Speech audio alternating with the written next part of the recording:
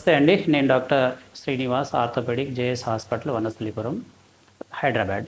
ఇవాళ మనం చెప్పబోయే టాపిక్ సియాటికా పెయిన్ అంటాము. దీని యొక్క ప్రాబ్లం ఎక్కడ ఉంటుంది అంటే మనకు ఈ స్పైన్లో ఉంటుంది. లంబార్ స్పైన్ అంటాము. ఈ లంబార్ స్పైన్లో మనకు ఈ ప్రాబ్లం అనేది వస్తుందన్నమాట. అసలు సియాటికా నర్వ్ ఎలా ఫామ్ అవుతుంది అంటే ఇక్కడ 5 నరాలు కలిసి L1 నుండి L1, L2, L3, L4, L5, S1 అనమాట. ఇవి కలిసి ఒక సియాటికా పెద్ద నరంగా ఫామ్ అయ్యి ఆ నరం అనేది మనకు 2 ఈ కాళ్ళల్లో మనకు సప్లై అవుతుంది అనమాట. అయితే ఇక్కడ ప్రాబ్లమ్స్ ఎందుకు వస్తుంది ఈ సియాటికా పెయిన్ అనేది? మనం దీంట్లో ఒకటి కాజెస్ తీసుకుంటే ఒకటి ఏదైనా స్పాండైలోలిస్థెసిస్ అంటాము, లేకపోతే స్లిప్ డిస్క్ అంటాము. ఇక్కడ ఉండే ఈ రెండిటి మధ్యలో ఒక డిస్క్ ఉంటుంది. ఈ డిస్క్ ఏమైనా వెనక్కి వచ్చి ఈ నరాల మీద మనకు ఒత్తిడి క్రియేట్ చేసినప్పుడు మనకు వస్తుంది అనమాట. ఈ నర్వ్ రూట్ ద్వారా మనకు ఈ కాళ్ళల్లో నొప్పి వచ్చే ఛాన్సెస్ ఉంటుంది. ఇక లిస్థెసిస్ అంటే ఒక వెన్నుపూసకి ఇంకో వెన్నుపూసకి మధ్యలో మనకు ఒకదాని మీద ఒకటి స్లిప్ అయి అది ముందుకు వెనక్కి అవుతుంది అనమాట. దానివల్ల వచ్చేది స్పాండైలోలిస్థెసిస్ అంటాము. దానివల్ల ఈ నరాల మీద ఒత్తిడి రావడం వల్ల మనకు వచ్చే నొప్పినే దానివల్ల ఇక్కడ సియాటికా పెయిన్ వచ్చే ఛాన్స్ ఉంటుంది. ఇంకొకటి ఏంటంటే స్పాండైలోసిస్ అంటాము. ఈ స్పాండైలోసిస్ అంటే ఏంటి? ఇక్కడ డీజనరేటివ్ చేంజెస్ మన ఈ బోన్ యొక్క వెన్నుపూస యొక్క కింద మార్జిన్స్లలో ఎక్కువ బోన్ ఫామ్ అవడం వల్ల ఆ బోన్ దాని మీద ఈ నరాల మీద కంప్రెషన్ రావడం వల్ల మనకు ఈ సియాటికా పెయిన్ వచ్చే ఛాన్స్ ఉంటుంది. ఇక ఇంకొకటి ఏంటంటే ఇక్కడ ఏదైనా మనకు ట్యూమర్స్ లాంటిది, ఏమైనా క్యాన్సర్ లాంటిది కానీ ట్యూమర్స్ లాంటిది కానీ అంటే స్పేస్ ఆక్యుపైయింగ్ లీజన్స్ అంటాము. ఇలాంటి ఏమైనా వచ్చినప్పుడు కూడా ఈ నరాల మీద ఒత్తిడి క్రియేట్ అయితే మనకు ఈ నొప్పి వచ్చే ఛాన్సెస్ ఉంటుంది. ఇంకా ఇన్ఫెక్షన్ అంటాము. ఏమైనా చీము పట్టే లాంటిది ఇన్ఫెక్షన్, ఇప్పుడు టీబీ లాంటి ఇన్ఫెక్షన్స్ కానీ అట్లాంటివి ఏమైనా అయినప్పుడు కూడా మనకు ఇక్కడ ఈ నరాల మీద ఒత్తిడి క్రియేట్ అవ్వడం వల్ల మనకు ఈ సియాటికా పెయిన్ వచ్చే ఛాన్సెస్ ఉంటుంది. ఇవి మెయిన్ కాజెస్ కింద తీసుకుంటాము. ఈ కాజెస్ తర్వాత దీని యొక్క సిమ్టమ్స్ ఏముంటాయి అంటే ఈ సియాటికా సిమ్టమ్స్ అలాంటిది ఏముంటాయి? ఈ సియాటికా సిమ్టమ్స్ అనేది మనకు బ్యాక్ పెయిన్ నుండి ఇది మొత్తం రేడియేట్ అవుతుంది.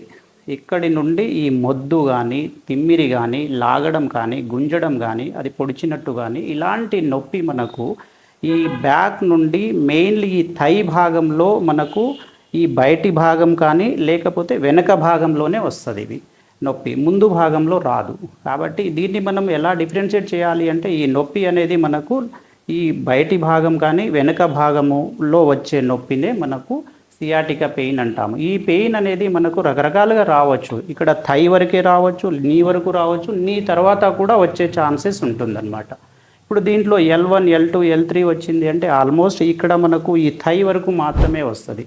అదే L4, L5, S1 వచ్చింది అంటే ఆల్మోస్ట్ మనకు నీ కింద వరకు మనకు ఈ నొప్పి వచ్చే ఛాన్సెస్ ఉంటుంది అనమాట. ఇవి సిమ్టమ్స్ అంటాము. ఇక నెక్స్ట్ వీటిని ఎలా మనము డయాగ్నోసిస్ ఎలా చేస్తామన్నమాట. ఇక దీంట్లో సింపుల్గా మనము ఎక్స్రే ఒకటి తీస్తాము. ఈ LS స్పైన్స్ ఎక్స్రే తీసినప్పుడు మనకి ఏం కనిపిస్తుంది? ఏమైనా ఉంటే వీటిలో ఏమైనా ఈ హైట్ ఏమైనా తగ్గిందా అనేది కనిపిస్తుంది అనమాట. వెన్నుపూస యొక్క హైట్ తగ్గిందా, లేకపోతే డిస్క్ స్పేస్ ఏమైనా తగ్గిందా లేదా అనేది కనిపిస్తుంది. అలాగే అలైన్మెంట్ కరెక్ట్ ఉందా లేదా, ముందుకు వెనక్కి ఏమైనా జరిగిందా, స్పాండైలోలిస్థెసిస్ అంటాము. ఇక నెక్స్ట్ ఎక్స్రేలో మనకు అంతగా తెలియలేదు, ఇంకా పెయిన్ అలాగే ఉంది అనుకుంటే నెక్స్ట్ MRIకి వెళ్తాము. MRI అనేది డెఫినెటివ్ డయాగ్నోసిస్ అంటాము. ఈ MRIలో మనకు 100% ఆల్మోస్ట్ ప్రాబ్లం ఏముంది అనేది మనకు అర్థమైపోతుంది. MRI అనేది ఇక్కడ గోల్డ్ స్టాండర్డ్ టెస్ట్ అన్నట్టుగా అంటామన్నమాట. ఇక నెక్స్ట్ తనకి ప్రాబ్లం ఏందనేది తెలిసింది. దీన్ని ట్రీట్మెంట్ ఎలా చేస్తాము? ట్రీట్మెంట్ అనేది మనకు ఈ సియాటికా పెయిన్ అనేది 90-95% మనము సర్జరీ లేకుండా కన్జర్వేటివ్గానే చేసే ఎక్కువ ఉంటాయి అన్నమాట. ఓన్లీ ఒక 5-10% మాత్రమే మనం సర్జరీకి వెళ్ళే ఛాన్సెస్ ఉంటుంది. అయితే వీటికి ఏమేమి ట్రీట్ చేస్తాము? ఒకటి, తను చేసే ఏ వర్క్ ఉంటుందో ఆ వర్క్ కాస్త రెస్ట్ ఇవ్వమంటాము. అట్లాగే ఫిజియోథెరపీ చేసుకోమంటాము. దాంతోపాటు ఏమైనా ఉంటే పెయిన్కి సంబంధించిన కొన్ని నొప్పి బిళ్ళలు కూడా వేసుకోమని చెప్తామన్నమాట.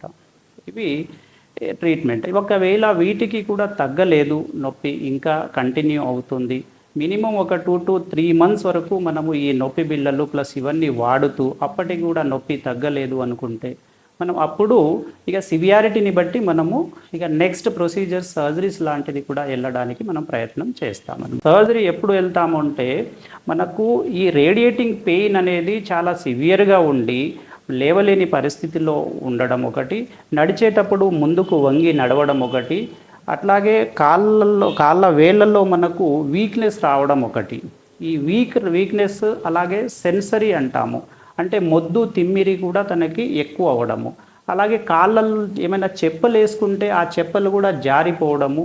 అలాంటి సిచ్యువేషన్ ఉన్నప్పుడు వాటిని మనము ఎంఆర్ఐతో కోరిలేట్ చేసుకొని ఏ డిస్క్లో మనకు స్పేస్లో ఎక్కువ డిస్క్ బయటికి వచ్చి ఈ నరాల మీద ప్రెజర్ పడుతుందో ఆ ప్రెజర్ని చూసి అవసరమైతే మనం సర్జరీకి వెళ్ళడానికి అవకాశం ఉంటుంది. ఇది ఇవాళ మనము సియాటికా పెయిన్ గురించి అండి. ఈ సియాటికా పెయిన్ గురించి మీకు ఏమైనా డౌట్స్ ఉంటే కామెంట్ బాక్స్లో పోస్ట్ చేయండి. యాజ్ సూన్ యాజ్ పాసిబుల్ నేను ఆన్సర్ ఇస్తాను.